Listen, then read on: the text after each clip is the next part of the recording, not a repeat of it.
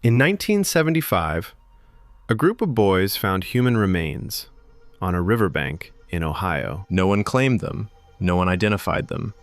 Due to a simple clerical error, the case was never even entered into a missing persons database. For over 40 years, a young woman lay in an unmarked grave, until a college student, scrolling through old cemetery records for an unrelated class project, refused to let her stay forgotten. In September 1974, 17-year-old Linda Pagano left her stepfather's apartment in Akron, Ohio, after an argument. She never came home. Her family reported her missing the next day, but police treated it as a runaway case. Linda's car, a Ford Mustang, was still parked outside, but with no evidence of foul play, the case got little attention and no media coverage. 5 months later, in February of 1975, 3 boys hiking through a park in Strongsville, Ohio, discovered partial skeletal remains along the Rocky River. The remains belonged to a young woman who had died of a gunshot wound to the head. With no identification possible at the time, the bones were eventually buried in an unmarked grave in a potter's field, and due to a clerical error, the case was never properly logged into any database of unidentified remains. For 4 decades, 2 separate mysteries sat unconnected: a missing teenager in Akron and an unidentified body 40 minutes away in Strongsville. No one made the link.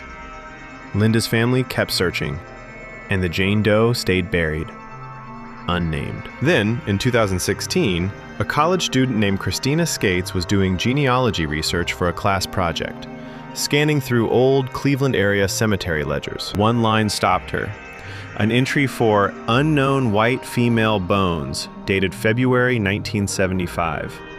Something about it wouldn't let her move on. Skates started digging on her own time, calling the cemetery, searching newspaper microfiche at her local library, and eventually reaching out to a Cleveland Metro Parks ranger who provided her with the original case file, including a photograph of the victim's skull. With limited resources and no formal training, she did what a lot of citizen sleuths do next. She posted what she'd found online, first to Reddit and then to Websleuths, hoping someone with more expertise could help. It worked. A forensic sketch artist named Carl Koppelman saw the post, used the autopsy photos to create a facial reconstruction, and helped push the case toward wider attention. Soon after, the unidentified remains were finally entered into NamUs, the national database they should have been in decades earlier. Investigators began comparing details to open missing persons cases in the area, and a possible match emerged: Linda Pagano. In October 2017, authorities exhumed the remains for DNA testing. Family members gave samples for comparison. In July 2018, 43 years after those boys found her remains, and 44 years after she vanished, the Cuyahoga County Medical Examiner confirmed it. The Strongsville Jane Doe was Linda Pagano. Getting Linda's name back didn't close her case.